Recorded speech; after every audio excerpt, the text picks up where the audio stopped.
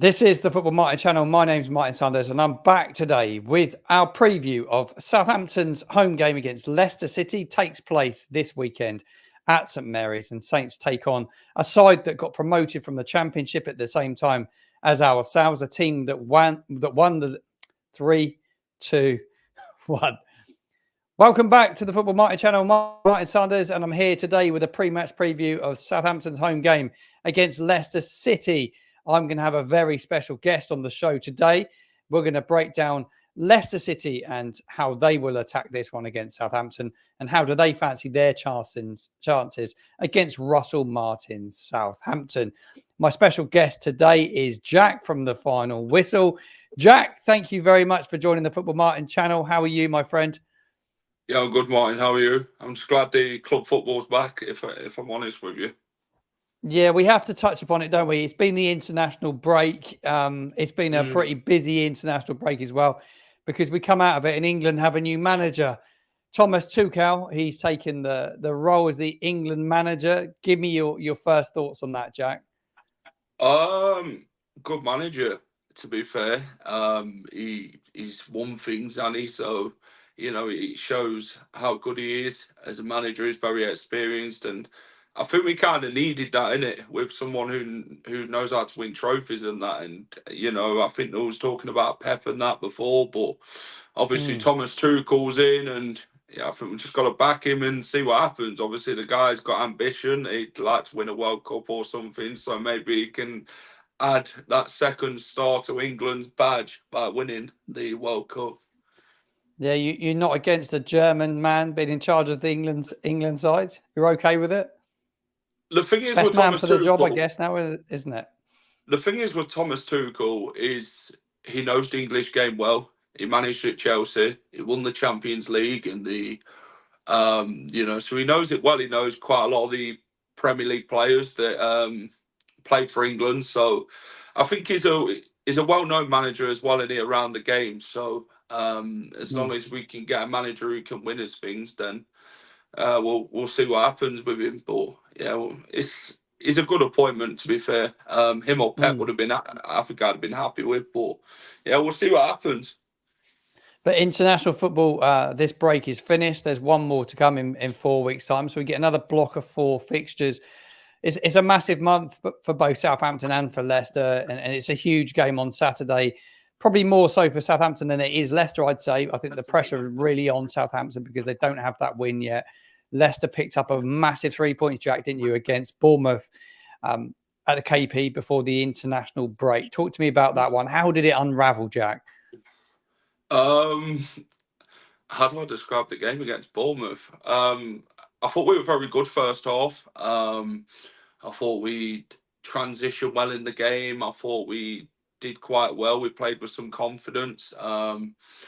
We got the goal with Facundo Buonanotte. I think it's been excellent this season. And then second half, it was like Bournemouth threw the attacking options more and more on as the game went on in the second half. And they started to go more wider. They widened their play to kind of like double up on our fullbacks, and then we had to really hold on in that second half. Martin, to be fair, they got the goal, which got ruled out by VAR, Bournemouth, but Leicester held on well. And I think in other games, if that was in other games, we'd have probably conceded a few goals, to be fair. But I think we showed resilience, that fight, that real character about us. I think we showed that we're a team that are fighting as players. So yeah, I think it was one that it was a much needed one for Steve Cooper, who's come under criticism. And to be fair, it got the monkey off his back, in it, to be fair, is what it says. And yeah, a real crucial win for Leicester and a much needed one. Yeah, it's been a mixed start, hasn't it, to the season for all the promoted sides, not just Leicester, but for Saints and Ipswich as well. We should take a look at the Premier League table. We'll start with the top of the Premier League table. Obviously, Liverpool are top at the moment, Man City in second, Arsenal in third. Southampton played Arsenal before the international break and lost 3-1. Good start for Chelsea. They're in fourth place at the moment. Very good start under ex-Leicester City manager Enzo Maresca. And as we look at the bottom of the table, where both Southampton and Leicester City find themselves right now, Leicester have started the best out of the newly promoted sides. They're in 15th position right now. So a decent start, Jack, for you, really, all in all. I know you've just got the one win on the board, but you find yourself in 15th. Are you happy with the start under Steve Cooper? I'll tell you what, if you could end the season now, I'll tell you what, I'd take in 15th place. The thing is with Steve Cooper, it's kind of been a frustrating start in it. Obviously, probably most of the fan base didn't want Steve Cooper to start off with. I was always one that would give Steve Cooper that opportunity to say, you know what, he wanted the challenge, and obviously we had PSR at the time, and then that ended up, we ended up winning that battle with the Premier League. And the thing is with Steve is, some say he don't know his starting 11 and stuff like that, and his late substitutions and that. And to be fair, if you look at the table, we are averaging just under a point a game, which we've got 6 points out of the first 7. So, yeah, Steve Cooper speaks well in the media, but I don't know. I feel we should have more points than we've got at the minute. I think, you know, that game against Crystal Palace, we should have won. I thought we played well, but then he went defensive and it cost us. And then the game against Everton, we wanted 3 points, but we only ended up with a point. And we've had some frustrating sort of games, Mike, but I think it's been a steady start for Leicester. 15th place is where we probably see ourselves, as long as we finish above that relegation zone this season, which is the target for us. And we always know it'd be a tough season. We'd have to transition ourselves well coming up from the Championship. You looked at Burnley last season, Luton and Sheffield United. They struggled in this league last season. So Leicester have had to change their game, and obviously with a new manager as well, with Enzo leaving to Chelsea. And yeah, I think it was one that weren't expected. But Steve Cooper's the man. It's a crucial next 4 games for him and the squad. So we'll just got to get as many points as we can out of these next 4 games, because this is a big pivotal point for us after this international break. Yeah, it's a huge block of fixtures. When you look at your fixtures ahead, you obviously play us at the weekend. Who's your remaining 3? Where are you targeting the points in this? Let's talk about the block of 4. Where do you see Leicester City picking up their points in the next 4 games? And what's your want in terms of points? How many points do you feel you need? In points, I'd want 12 out of 12, but that's not really. I don't think that's realistic, to be fair.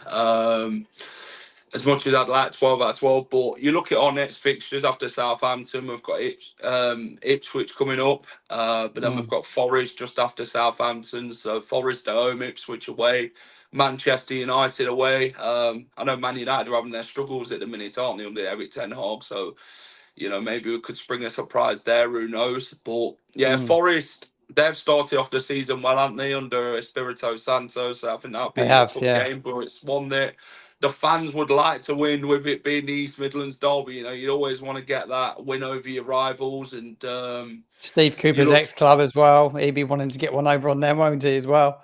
Yeah, I mean, 2 years ago, when Nottingham Forest's manager come into the King Power Stadium as Nottingham Forest manager in the East Midlands derby, this time he's in the home dugout. Who'd have expected that 2 years on from that? And yeah, I think it's one that he knows it's a big game, the Forest game. It's one that Leicester want to go and win. I think the Ipswich game again, Portman Road, that'll be a tough away game, but it's one that they're the types of teams where we come up into this league, and they're the points where we need to get the games done with. We need to get as many wins as possible in this after this international break. So tough set of fixtures, but yeah, we'll see what happens. Yeah, it's any game in the Premier League's tough, but you've got the games of teams that are around you, a bit like Southampton. Southampton faced Leicester at the weekend. We've then got Man City. Take that out of the equation. We've got Everton and Wolves. So you think the next 4 games are massive. There's 3 games in there. I think we need to walk away with 6 points minimum. I think if we don't get 6 points, we'll be on our way back to the Championship. I don't think there's any doubt about that. I want to look at the standout performance for Leicester so far this season. This is game week 8. We've played 7 games so far. So let's have a look, Jack, at some of your standout performers this season. So expected assists, Steffi Mavrididi. How's he been this season? How's he performing, Jack?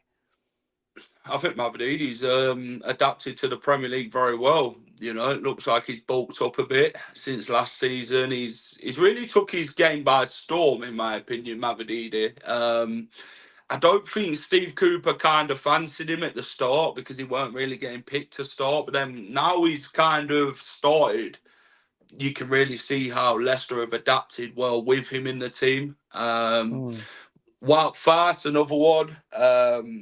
Can be frustrating to watch at times, let's be honest. But I think his best game were against Bournemouth in the 1-0 win. I think he's really built that partnership with Caleb Okoli, the centre-back that we brought in from Atalanta. So, yeah, I think them two are hitting it off now, obviously. So, there's quite other players that obviously we can touch on, like Buonanotte, who came from Brighton on loan. Brighton don't really want to get rid of him. You can see why, but yeah.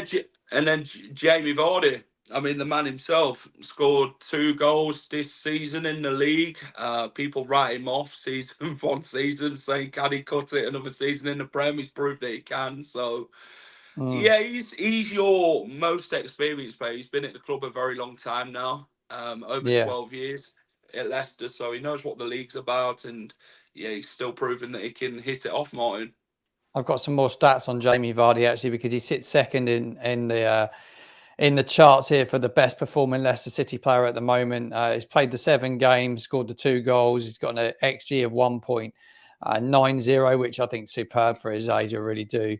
You spoke about the young lad, Buonanotte, however you pronounce it. 6 appearances for him, 2 goals already. Very, very good XG as well. Mavrididi, like you say, is playing well. I've heard James Justin's been playing well as well. He's come back into the side. You've been pleased with James Justin this season? Yeah, Justin's took a while to get going, in my opinion. He's starting to be that more confidence player again. He's starting to really enjoy his game again.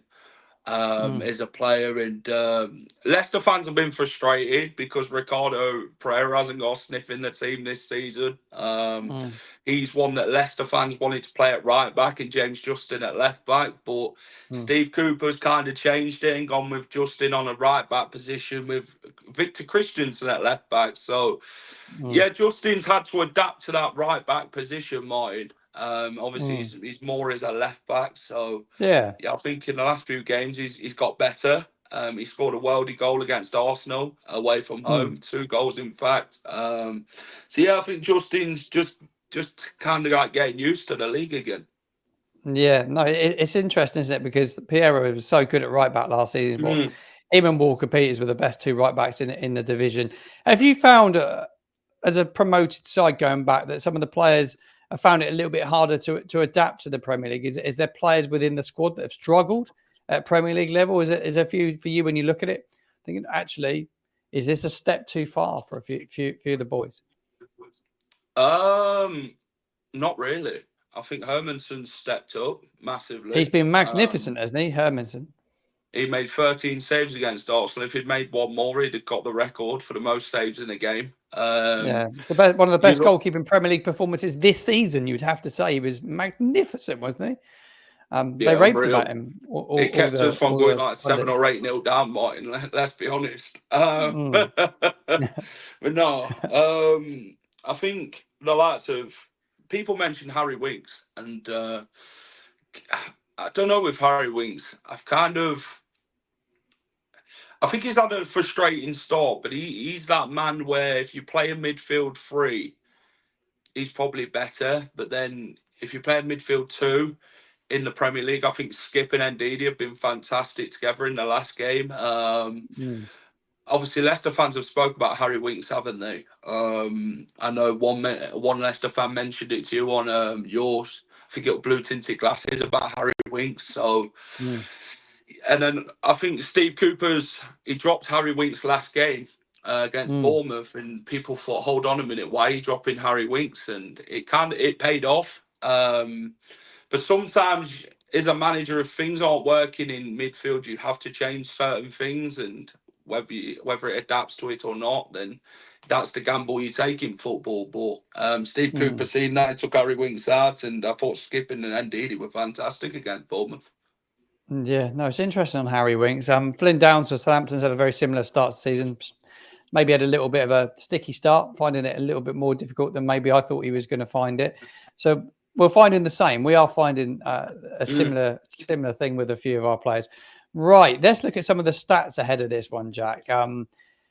Obviously, Leicester, best of the promoted side so far. Southampton have probably been the worst so far going into this round of fixtures. Saints are yet to win this season. They've drawn 1, lost 6 games. A low league for goals scored, just the 4 goals Southampton have scored going into this one. They conceded the joint second most goals as well, 15. So they need to be better in both boxes. That's very, very clear. Beaten on aggregate 9-1 against Leicester City last season in the 2 championship meetings. And obviously there was that defeat that will always come up, which was back in 2019. It was a 9-0 defeat, which I watched back sadly the other day. But what I did watch back, Jack, is I've watched back some of the games that we faced against you last season. And I've got a few screenshots, and I want to talk to you about the way Leicester play this season, because it was interesting on how you really hurt Southampton last season under Enzo Maresca. And he had a very set way of the way that he played, but he certainly outfoxed Russell Martin, both fixtures.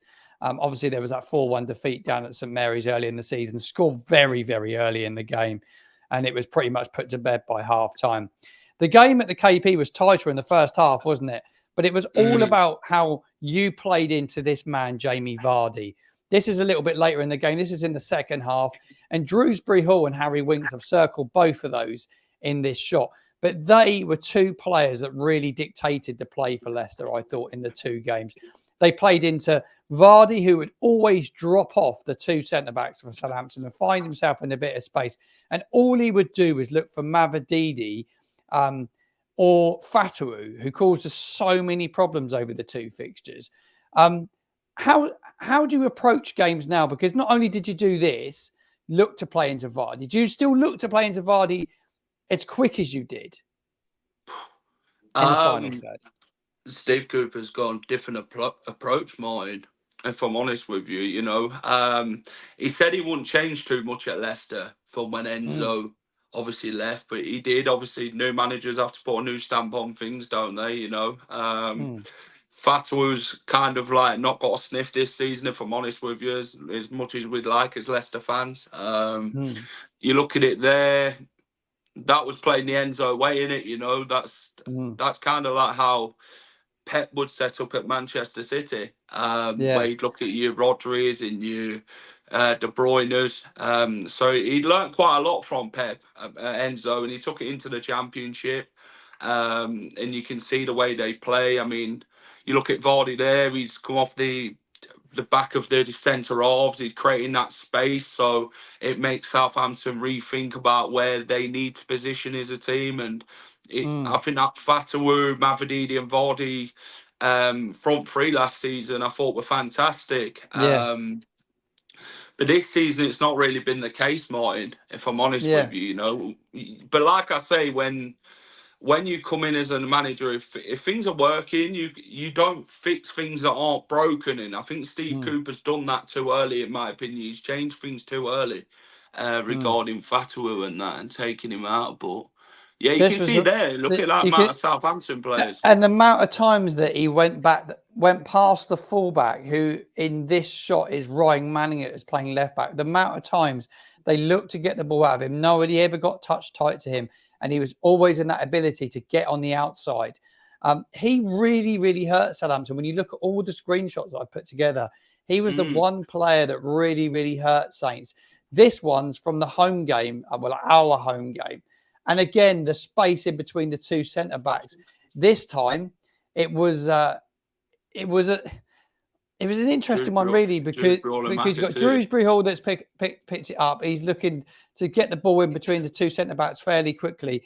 but you've always got the runners on the outside of the fullbacks. You can see it on this side. Is that Mavididi this side?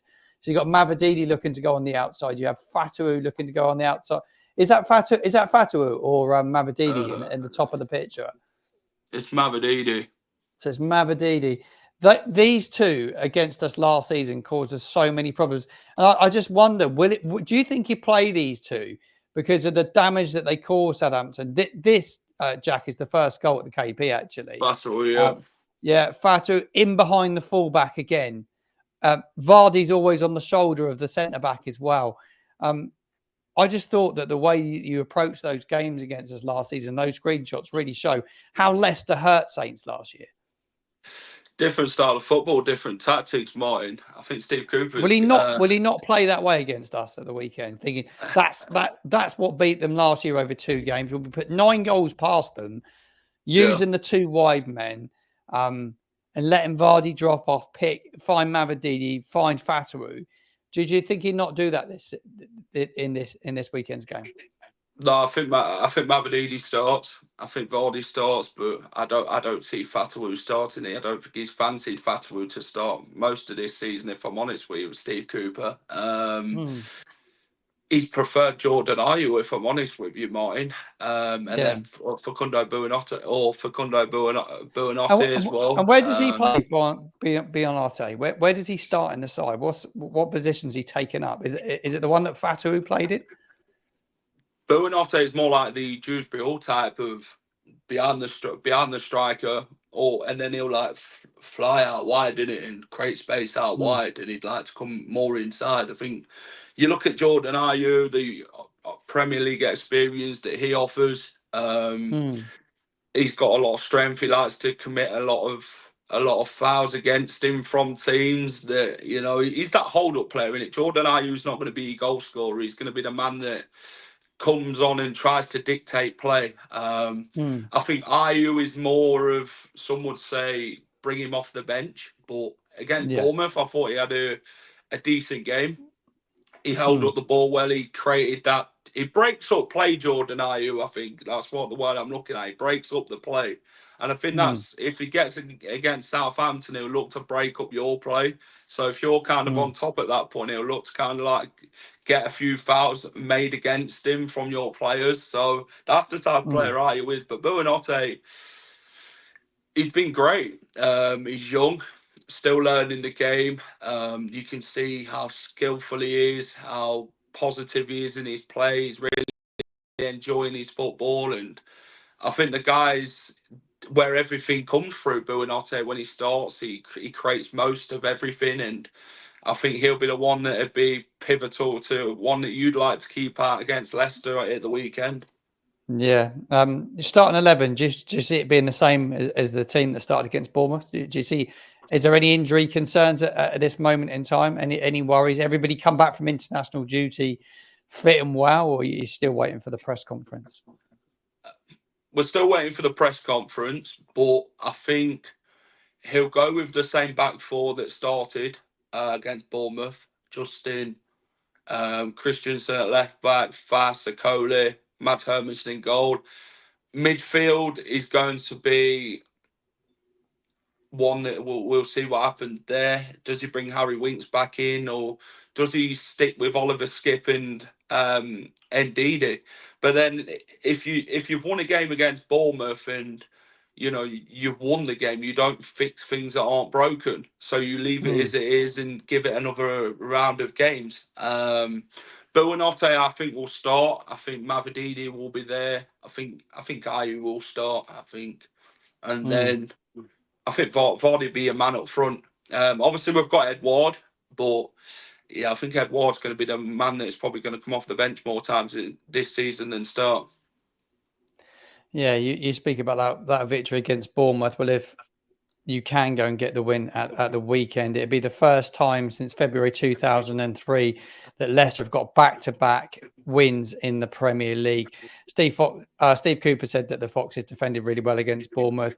Struggled away in the top flight though, Jack. In recent years, just one of their last 14 matches, they've drawn 4, lost 9. That run includes a 1-0 defeat at St Mary's back in March 2023.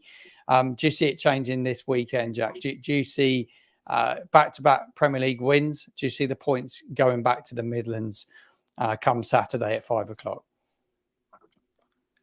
Southampton can't be overlooked, no matter how poor of a start they've had.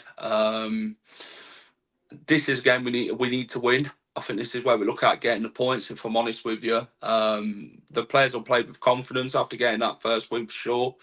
But the thing is, with Steve Cooper, we ask him to react positively from that Bournemouth win and take it into this Southampton game. Don't change things, just keep them as they are. And like I say, you get your confidence players. I mean, if Fata was to play some points in this game, I'd like Fata to get more minutes because I think he caused problems for Southampton in that second half if he does start on the bench. So I think we've got to count on our key players here, Martin. I think with Leicester, they'll look at Southampton because Southampton look to like to play out from the back, don't they, Martin? So we've got to kind of stop that transition from Southampton getting from defence to attack.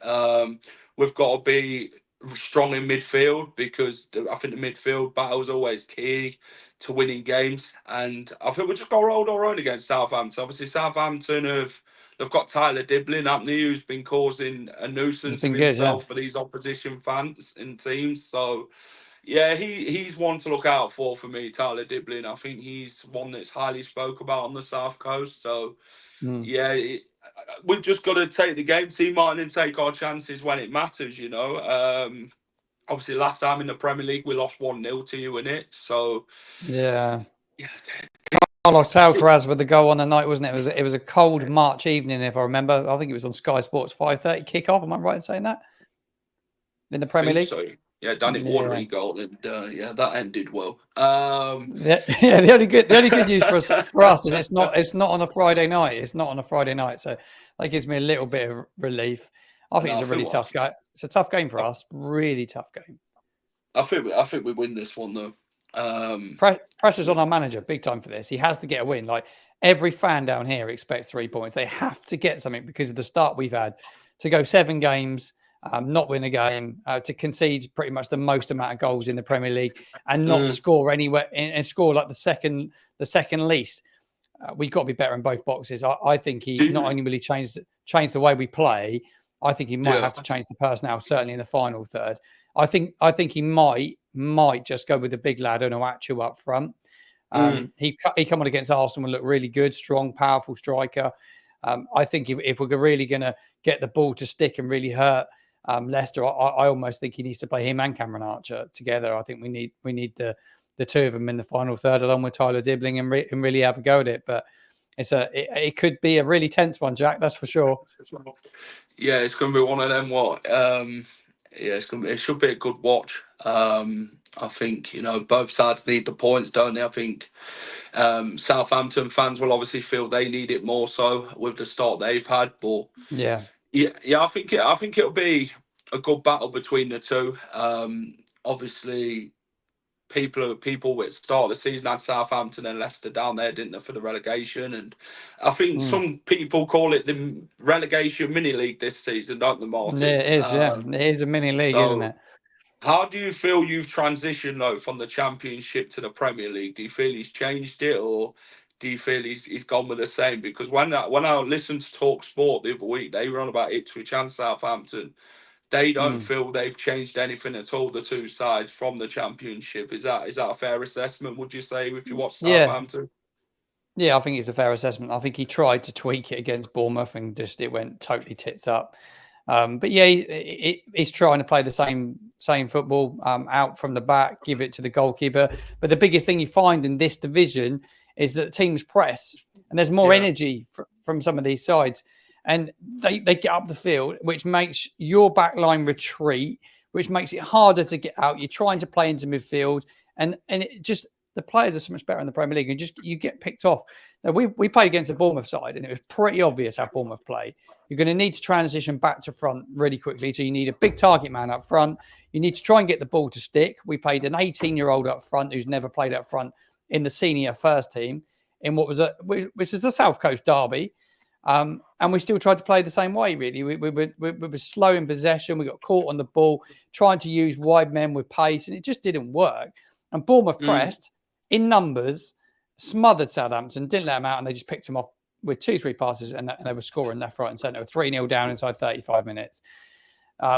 It has to change. I not only think that his style of football is going to have to change. I think he will have to change. I think he's under pressure from the ownership that he has to find another way to play football. And if he doesn't, I think it will result. If the results don't change, he will lose his job really quickly. They won't stick with him no matter what. They will want results, and they want to try and survive and give themselves that best opportunity. I think it's a really, really big weekend for us. I'm quite nervous about it already. It's Thursday at the time of recording, and I feel really nervous. Jack, it's been brilliant having you on, mate. It's been absolutely magnificent having you on. Let everybody know. Loads of people will know you already.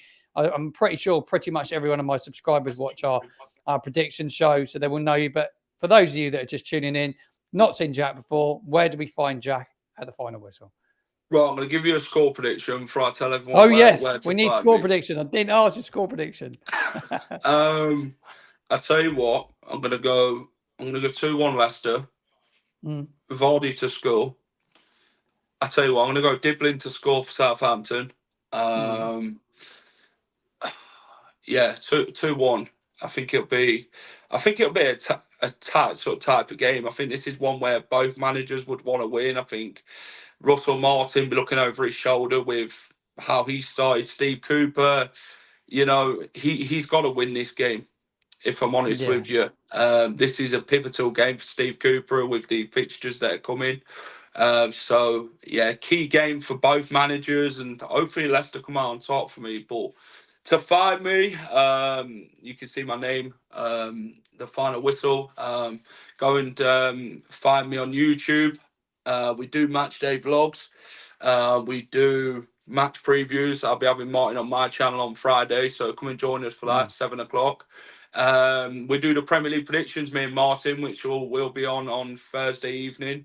So join us for that. And go and check us out on social media at the Final Whistle, Instagram, TikTok, Twitter, and Facebook as well. So go and subscribe, and go and check out my content. Yeah, go check Jack out. I'm going to link you in the description below. So if you want to go and subscribe to Jack, just click the link below. Head over to Jack's page and give him a follow. Matchday vlogs are absolutely brilliant.